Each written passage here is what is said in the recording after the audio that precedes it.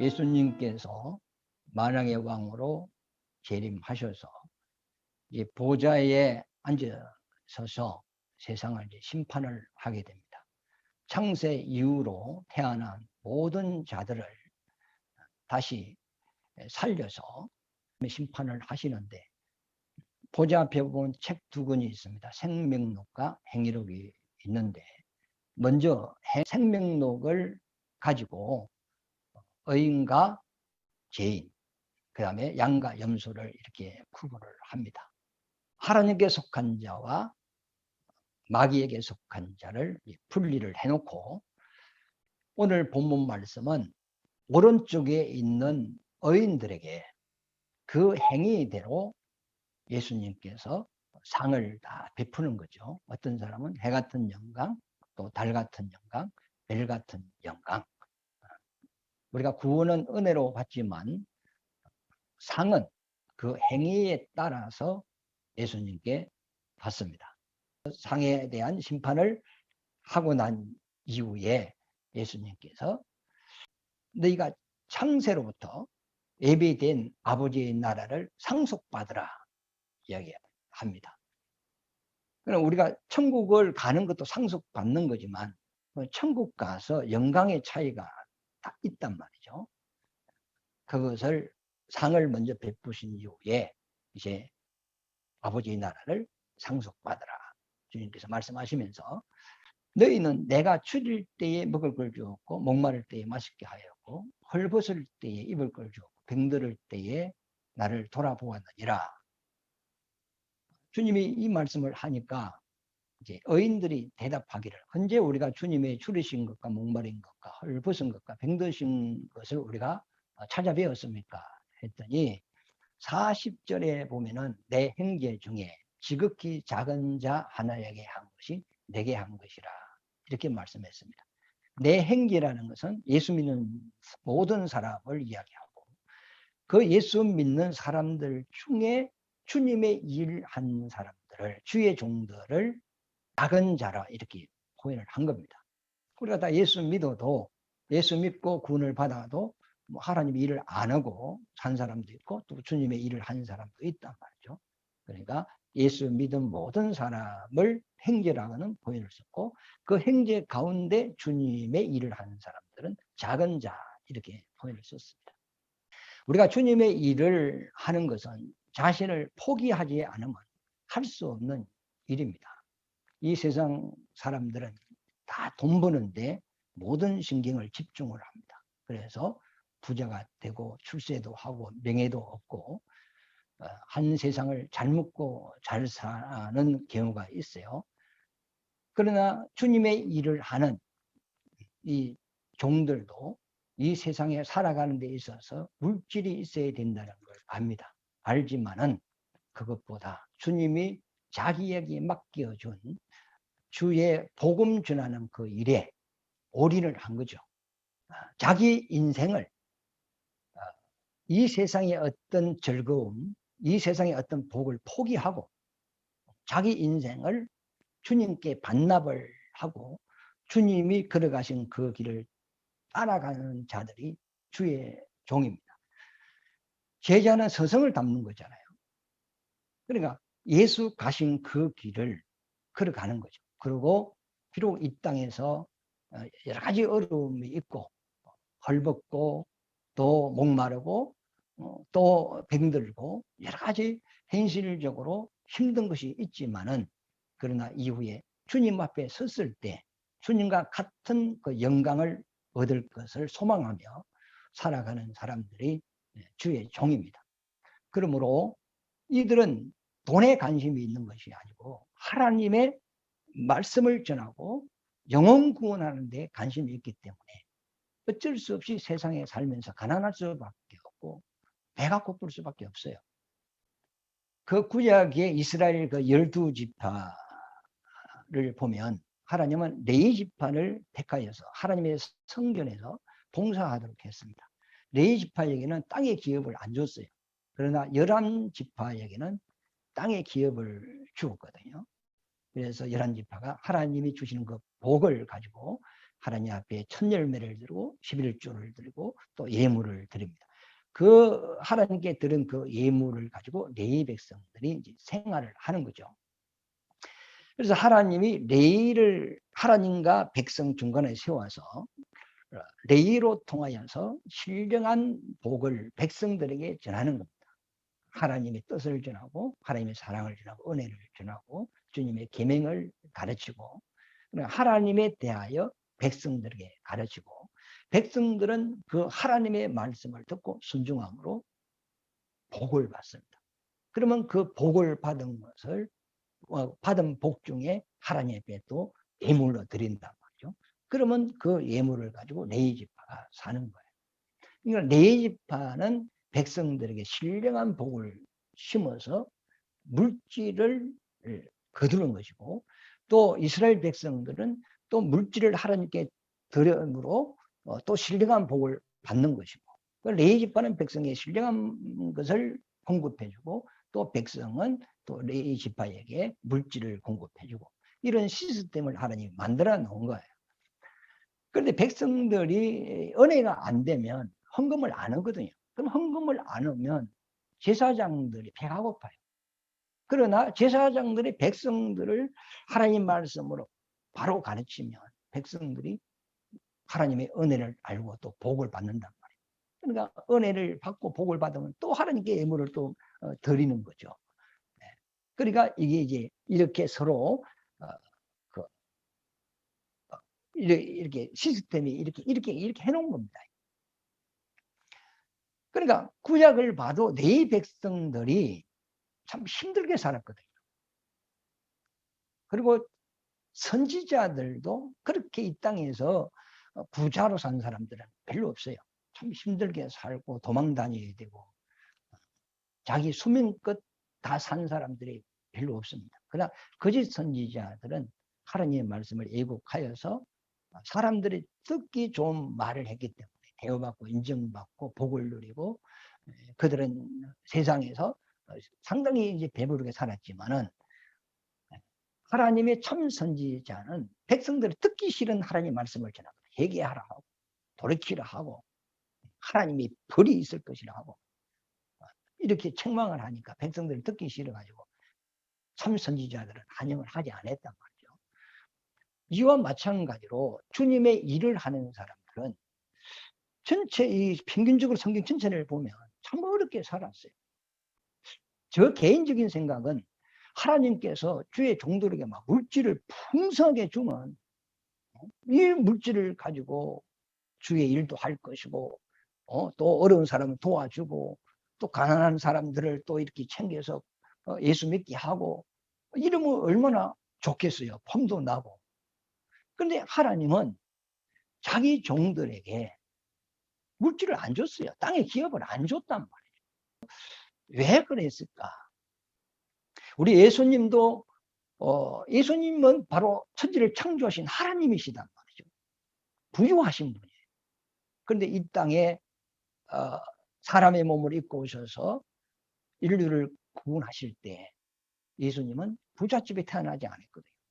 그리고 예수님의 그 삶 속에는 돈이 부유한 사람이 아니었어요.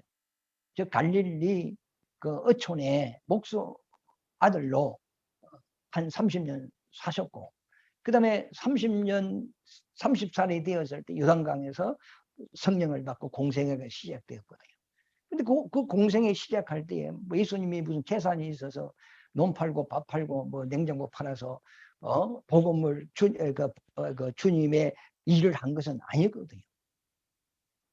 그런데 주님이 왜 그렇게 가난하게 시작을 했을까? 그 이유가 뭘까?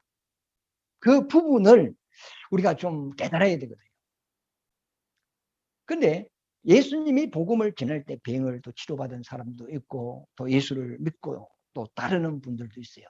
그 사람들이 예수님이 아버지의 뜻을 이루어갈 때 공생애가 이제 그 일을 시작할 때에 그 주님을 믿는 사람들 중에 주님을 도운 사람들이 있어요. 그래서 12 제자 중에 가룟 유다가 그 계를, 그 동계를 맡았다. 지금으로 보면 재정부장이다. 그러니까 후원이 있었다는 겁니다. 우리 생각은 예수님은 하나님이시고 떡 5개로 5,000명을 먹이고 남고 죽은 자를 살리는 분이니까, 없는 것도 있게 하시는 분이니까 얼마든지 뭐 사람에게 후원받을 필요가 없이 예수님이 자기 부유로 자기 능력으로 하나님의 일을 착착착착 진행을 해가면 되는데, 예수님은 자기 부유로 아버지의 뜻을 이루어 나가지 않았어요. 예수님은 아무것도 가진 게 없었어요. 그런데 아버지의 뜻을 이루어 나갈 때 12제자도 같이 다녔죠. 그럴 때 그 모든 들어가는 어떤 그 물질적인 것은 주님을 따르는 사람들이 후원을 했단 말이에요. 왜 이렇게 해야 되냐 하면, 고린도후서 8장 9절 말씀해 보면 예수님이 우리를 위하여 가난케 되셨다는 거예요. 예수님은 예수님 자신을 위하여 가난케 된 것이 아니고 우리를 부유하게 하기 위하여 예수님은 스스로 자기를 가난에 처하여졌다, 이렇게 말씀을 하고 있거든요. 자, 고린도후서 8장 9절을 우리 한번 읽어볼까요? 제가 읽겠습니다. 우리 주 예수 그리스도의 은혜를 너희가 알거니와 부요하신 이로서 너희를 위하여 우리를 위하여 가난하게 되심은 그의 가난함으로 말미암아 너희를 부요하게 하려 하심이라. 그러니까 예수님이 자기 복으로 자기 일을 마치고 가버리면 우리가 복 받을 기회가 없다는 겁니다. 그래서 주님은 자기 부유를 스스로 포기를 해버리고, 그리고 스스로 가난케 되면 예수님이 아버지의 뜻을 이루어 나가는 데 있어서 이 일을 돕는 자들에게 주님이 아버지로부터 받는 그 영광을 그들도 함께 받게 하려 함이라 그랬어요. 그러므로 예수님이 가난케 되시면 우리를 부욕케 하려 하십니다. 히브리서 11장 6절 말씀에 예수를 찾는 자는 반드시 그가 상 주실 자이심을 믿어야 된다는 거예요. 우리가 예수 믿고 구원받는 것이 목적이 아니잖아요. 그건 가정이고, 구원받은 자의 결과는 상이 있어야 됩니다. 농사의 결과는 열매를 얻는 거거든요. 우리 인생이 땅에 출생을 해도 그가 이 땅에서 실패자로 살면 안 되잖아요. 성공자로 살아야 될 거 아닙니까? 이와 마찬가지로 우리가 예수 안에서 구원받는 것으로 끝나면 안 됩니다. 이건 가정이고, 이제는 구원받고 예수를 찾는 너희들은 반드시 하나님은 상 주실 자이심을 믿어야 된다. 그러면 어떻게 해야 우리가 하늘의 상을 받을 수 있느냐? 예수님은 그것을 위하여 자기 자신을 스스로, 자기 부유를 스스로 포기하고 자기가 가난하게 됐다. 그러므로 주님이 아버지의 뜻을 이루어 나갈 때 예수를 돕는 그들도 예수와 함께 영광을 받을 수 있는 길을 주님은 열어놓은 것이죠. 예수님이 12제자를 이제 전도로 보냅니다. 마태복음 10장에 보면은 12제자를 둘씩 이제 전도를 보내면서 너희는 전대를 가지지 말고 금도 은도 두벌 옷도 신발도 가지지 마라. 지팡이도 가지지 마라. 있는 그대로 빈손으로 나가라 그랬어요. 그리고 너희가 도시나 성읍에 가서 천국이 가까이 왔다 하면서 복음을 전할 때 그걸 듣는 사람들 중에 너를 집으로 영접하는 자가 있다. 그러면 그 사람을 따라가서 그 집에서 주는 음식을 먹고 그 집에서 자고 그 집에서 복음을 전해라.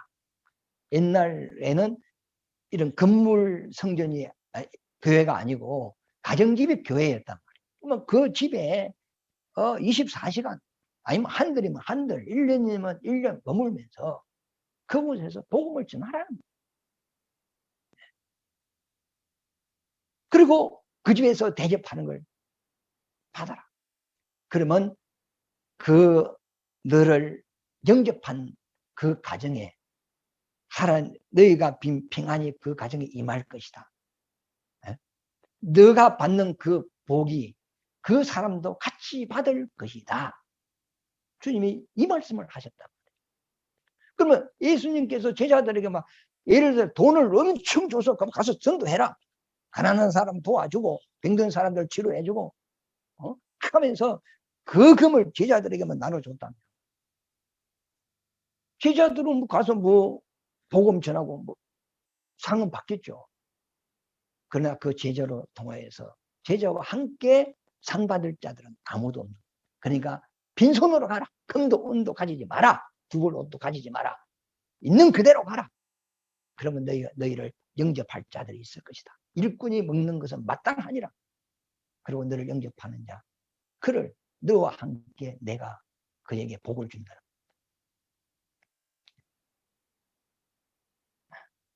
그러니까 오늘날도 마찬가지입니다. 이제 주의 종이 주님의 일을 할 때 물질로도 돕고 기도로도 돕고 여러 가지 이게 협력을 한단 말이에요. 그러면 그 목사와 함께 복을 받는 거예요. 선교사를 도왔다. 내가 선교지를 직접 안 갔어요. 그러나 선교사가 받는 그 영광을 그를 도운 그도 함께 받는 거다. 이것을 위하여 주의 종들에게 복을 안 줬다. 땅의 기업을 안 줬다. 가난케 했다. 그러므로 이 종들이 예수님이 그러죠. 이들이 굶주리고 복음 때문에 굶주리고. 자, 본문 말씀에 한번 보세요. 마태복음 25장에 보면 35절이죠. 35절 내가 줄일 때에 너희가 먹을 것을 주었고 목마를 때에 마시게 하였고 나그네 되었을 때에 영접하였고 헐벗었을 때에 옷을 입혔고 병들었을 때에 돌보았고 옥에 갇혔을 때에 와서 보았느니라. 여러분들 예수님 코빼기나 봤습니까? 예수님께 커피 한 잔을 대접했습니까? 양복을 사드린 적이 있습니까? 예수님은 이 땅에 없어요. 지금 하늘 보좌에 앉아 계세요. 그러면 이 땅에서 주님의 일한 자들이 누굽니까? 주님의 지체가 누구냐? 주의 종들이다. 예수님은 이들에게 땅의 복을 준 적이 없거든요. 그러니까 가난했어요. 배고팠어요. 헐벗었어요. 지금 예수와 안 믿는 사람들 보세요. 잘 살아요. 그것도 막 몇백만 원짜리 있고 그래요. 그러나 주의 일을 하는 종들은 남의 주는 옷을 받아 입기도 하고 옷을 입어도 폼이 안 나요. 땅에 복이 없죠. 그래서 굶주림도 있었고 목마름도 있었고 병들어도 병원에도 가지 못하고 그 고통 중에 지낼 경우도 있었고 이게 전부 다 주의 종들이 이런 고난과 이런 아픔과 이런 환난을 당했다는 겁니다. 그런데 이런 환난을 당할 때에 돕는 자들이 있었다는 거죠. 먹을 걸 주고 마실 걸 주고 옷도 사주고 또 병원에 있을 때 돌아보기도 하고 이 당시에는 또 복음을 지나다가 감옥에 가고 순교도 당하고 그랬거든요. 감옥에 가서 면회하기도 하고 이런 하나하나가 하나님은 다 기억하고 있다. 작은 소자 하나에게 물 한 컵을 대접하는 것도 나는 결단코 있지 아니하리라. 그러면 우리나라의 개념과 좀 다르거든요. 그 컵에 물을 준다는 것은 영접한다는 얘기거든요. 세상 모든 사람들은 다 막 그를 무시하고 업신여긴다 할지라도 그러나 그런 주의 일을 하는 사람들 돌아보는 이것을 하나님이 다 기억한다.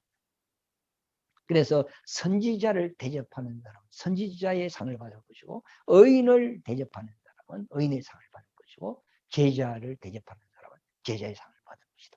선지자는 구약들을 이야기하지 않습니까? 구약제 하나님의 말씀을 전달하는 종이다 말이에요. 그 구약 때도 선지자를 대접한 그들 하나님이 다 기억하고 있다. 그 다음에 의인을 대접한 의인은 누구죠? 예수님이시죠.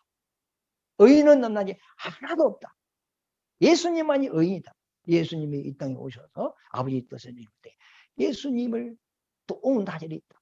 이들도 예수와 함께 영광을 받는다. 제자는 주님이 이제 사도들이죠. 그리고 사도가 있고 또 지금은 이제 목사 뭐 이런 목사만 해당되는 것이 아니고 평신도라도 자기 일생을 바쳐 주님의 일하는 사람들, 이 전부 다 주의 종들입니다. 그래서 바울도 이제 이방인 가서 복음을 전해 교회를 세우지 않습니까? 교회를 세워서 그 교회를 통해 성경금을 받아가지고 또 다른 데 개척을 하고 또 그곳에서 또 부흥이 되면 성경을 지원받아가지고 또 예루살렘 성도들이 어려울 때 구정금으로 보내고 이리 했거든요. 그리고 각 교회에서 바울을 도운 사람들이 있어요. 그래서 서신서를 쭉 로마서부터 보면 자기에게 동력하고 협력하고 이런 사람들의 이름을 일일이 다 기록을 하고 있습니다. 이와 마찬가지로 주님을 위하여 큰 것이나 작은 것이나 우리가 주의 복음을 전하는 그들을 도운 것은 단 하나도 하나님이 잃어버리지 않고 다 기억하고 있다. 오늘 그 25장 보면은 그 의인과 죄인을 이제 분리를 하고 오른쪽에 있는 그 의인들에게 이제 행위록을 가지고 생명책으로 의인과 이제 죄인을 분리하고 분리한 이후에 이제 먼저 오른쪽에 있는 의인들에게 상을 줘. 그러니까 오른쪽에 있는 모든 사람이 똑같은 영광이 아니고 각자 받는 이제 상이 다르죠. 그리고 난 이후에 창세로부터 너희를 위하여 예비된 나라를 상속받으라 하는 것이 오늘 보는 내용입니다. 그러므로 우리가 주님 앞에 설 날을 생각하고 그날에 내가 하나님으로부터 무슨 상을 받을 것인가 이걸 생각을 해봐야 됩니다. 25장 34절에 보세요. 32절부터 모든 민족을 그 앞에 모으고 이제 백보자 앞에 모았죠.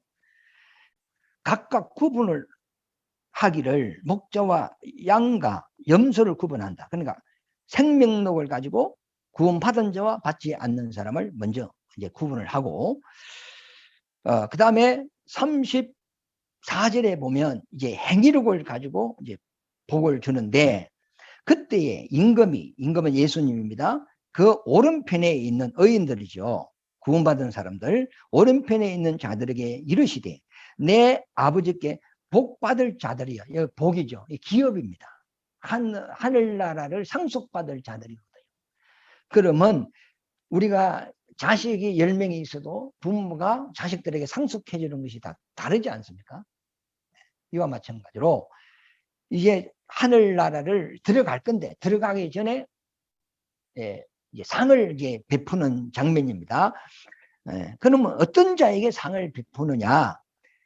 내가 줄일 때, 내가 목마를 때, 내가 헐벗을 때, 내가 병들었을 때, 내가 감옥에 있을 때 너희는 나를 돌아봤느니라. 언제 우리가 그렇게 했습니까? 했더니 내 형제 중에 지극히 작은 자, 이 작은 자는 이제 주님의 일을 하는 사람입니다. 자기 인생을 하나님께 반납해 버렸어요. 이 땅에 태어나서 돈이 있어야 잘 먹고 잘 사는 거 아닙니까? 그러나 돈 버는 것은 하나님께 반납을 해버려요. 돈이 있어야 뭐 여행도 가고, 맛있는 거 먹고, 돈이 있어야 세상 뭐 즐겁게 살 거 아닙니까? 그러나 이 사람들은 이 땅의 육신의 즐거움을 하나님께 바쳐버립니다. 바쳐버리고 주님의 일을 하면서 굶주리고 목마르고 헐벗고 참 어렵고 고난을 받고 살았어요. 이들을 도운 자들을 그 이리 고난을 받은 그 주의 종들에게 하나님이 상을 주겠죠. 상을 줄 때 이들에게만 주는 게 아니고 이들이 주님의 일을 할 때, 배고플 때, 굶주릴 때, 헐벗을 때 이들을 도운 사람들이 있어요. 동력자들이죠. 이들도 이 주의 종과 함께 복을 준다는 거예요. 로마서 8장에 보면 자 16절부터 보세요. 성령이 16절, 8장 16절, 성령이 친히 우리의 영과 더불어 우리가 하나님의 자녀인 것을 증거하나니, 자녀임은 또한 상속자, 곧 하나님의 상속자요. 하나님으로부터 이제 유업을 받을 수 있는 상속자입니다. 상속은 일한 대로 주거든요. 그리스도와 함께 한 상속자니, 그렇죠? 주님은 주님의 일한 대로 받아버리고 우리와 뭐 선을 꺼버리면 안 된단 말이에요. 그래서 주님이 자기가 부유한 자로서 가난하게 된 것을 너희를 부유하게 하기 위함이라. 내가 아버지께 상 받을 때 너희도 함께 상 받게 하기 위하여 우리가 주님과 함께 일할 수 있는 그것을 남겨놨다는 거예요. 그래서 우리를 위하여 스스로 자기 부유를 포기하고 가난하게 주님이 됐다는 거죠. 이거 보면 그리스도와 함께 한 상속자니 우리가 그와 함께 영광을 받기 위하여 고난도 함께 받아야 할 것이니라. 18절에 생각하건대 현재의 고난은 장차 우리에게 나타날 영광과 좋게 비교할 수 없다. 엄청난 것이 기다리고 있는 거죠. 그래서 우리는 이제 이미 구원을 받았으니까 영광도 같이 받을 수 있도록 우리가 주의 일하는 여러분 되시길 바랍니다. 오늘은 백보자 심판 앞에서 생명력으로 양과 염소를 분리하고, 먼저 오른쪽에 있는 의인들에게 행위록을 가지고 그들이 주의 일을 어떻게 했느냐에 따라서 이 상을 베푸는 장면을 예수님이 이야기를 하고, 이제 41절부터는 이제 또 염소에 대해서 이제 심판을 하는 그런 내용입니다. 그래서 오늘 본문 말씀 다시 한번 읽어보시고, 반드시 주님이 오시면 마지막 때 심판이 있다는 겁니다. 히브리서 5장 28절입니까? 사람이 죽는 것은 정한 짓이요, 그 후에는 심판이 있다, 이렇게 얘기를 했습니다. 이왕 우리는 이미 예수 믿었기 때문에 천국은 100% 갑니다.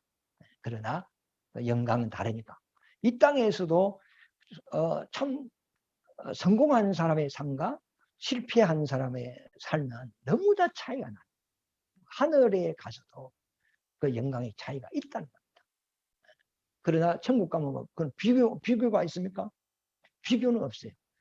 자기의 그 하나님이 주시는 그 영광 가운데서 그 만족을 누리는 거죠. 5살짜리는 5살짜리의 그 영광을 누리고, 그 다음에 청년은 청년의 수준에서 영광을 누리고, 아니면 예수님과 같은 장성한 분량까지 큰 사람은 주님과 같은 영광으로 그 영광을 누리고, 그 차이가 있는 거지 서로 비교는 없어요. 비교는 없지만 우리가 천국에서 이왕 해 같은 영광 받으시기를 예수님으로